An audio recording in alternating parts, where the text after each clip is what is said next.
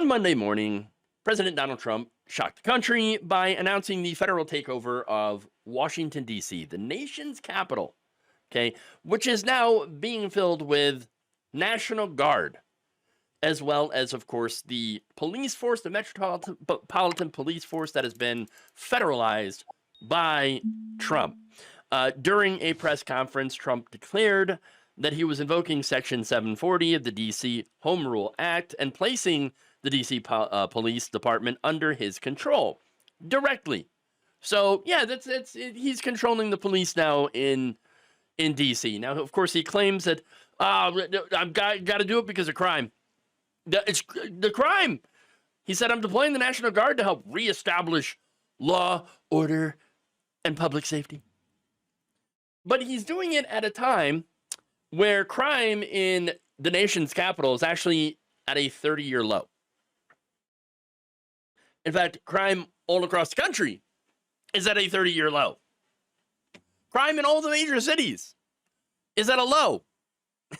And so the entire stated purpose of his takeover is a lie. That's not surprising. You shouldn't be shocked at this. No Pikachu face here, okay?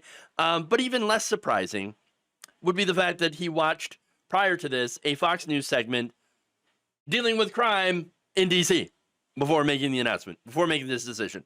So, once again, Fox News propaganda. Trump's like, oh, now I'm going to, okay. Oh, look at that. Oh, big balls. Big balls. He got beat up by 15-year-old girls. And so, like a mob of 10 people, they tried to carjack him. Oh, my God, we got to do something about it. Big balls. So that's part of the justification here that he's using. But I think this could be actually part of a bigger plan. What do I mean by that? Well, let's put on our conspiracy hats, okay, for a minute. Or for like the next 10 minutes, okay? Look, this is outlined in the Dark Enlightenment, which, among other scary goals, advocates for the creation of authoritarian capitalist city-states. What?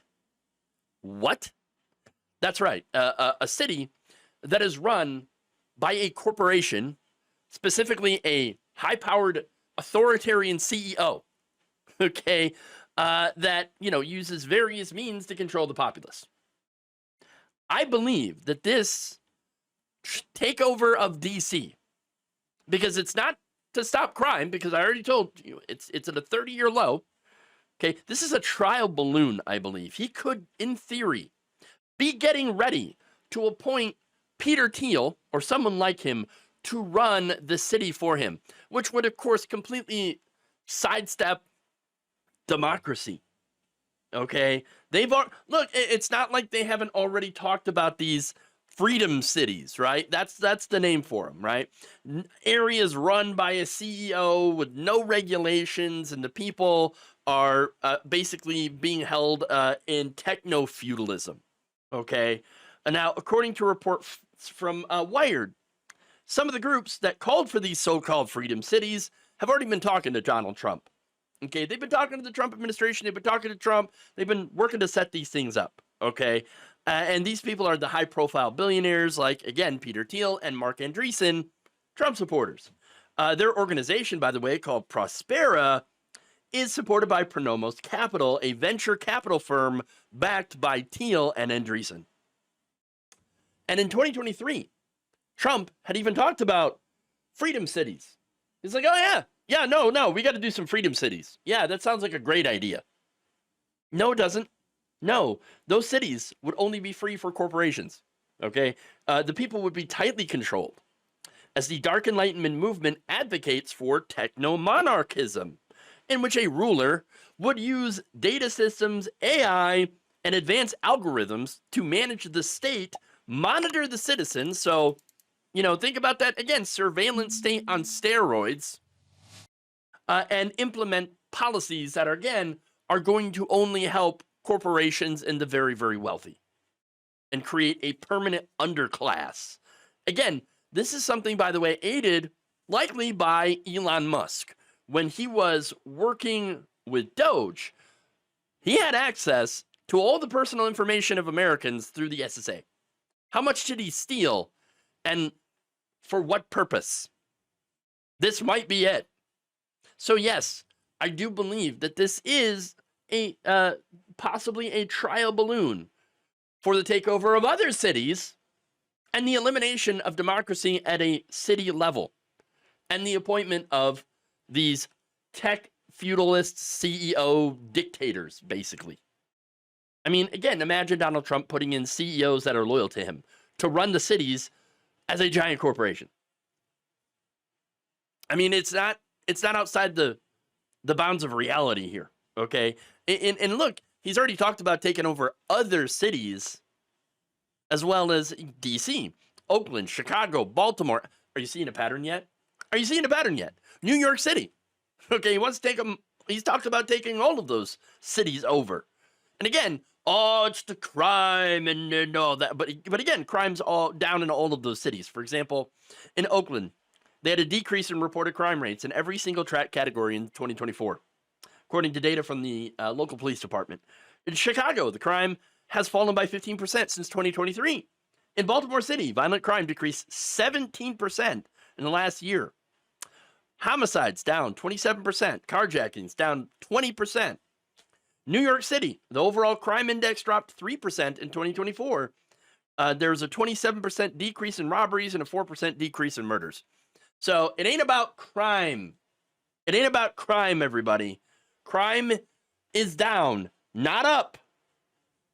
So this makes me think, oh, authoritarian power grab, which was dreamed up by very, very wealthy billionaires, the ones that are, again, that backed Donald Trump, J.D. Vance, and all the rest of them that have a hatred of democracy.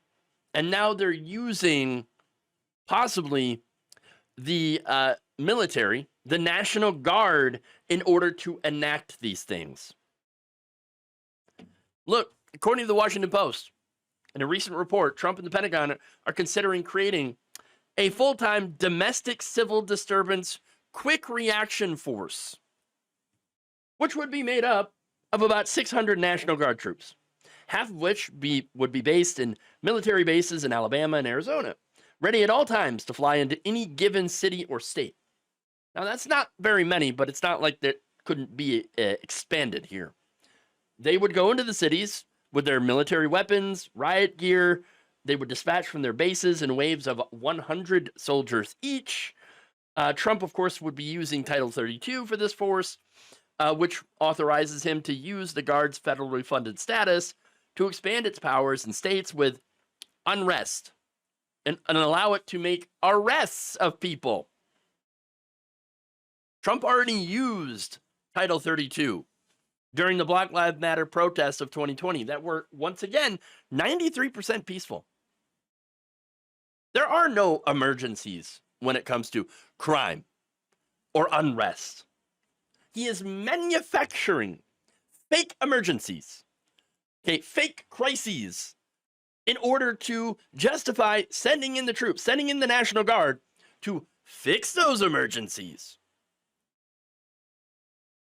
I think the next step is taking control and using the military to crush dissent and protest and impose authoritarian corporate rule.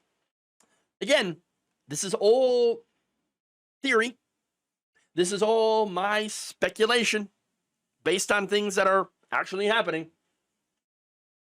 Maybe it's crazy, but we are living, and I think you can agree, in some pretty crazy times. Thank you for watching. If you enjoyed this video, please like, share, subscribe, hit the bell icon in order to get notified whenever a new video is released. And if you want to support independent, progressive media through this difficult time where it seems like everybody is shutting down, you can become a member on our YouTube page, you can become a subscriber on Facebook, or you can go to my Patreon. It's patreon.com/Jeff Waldorf. Thank you.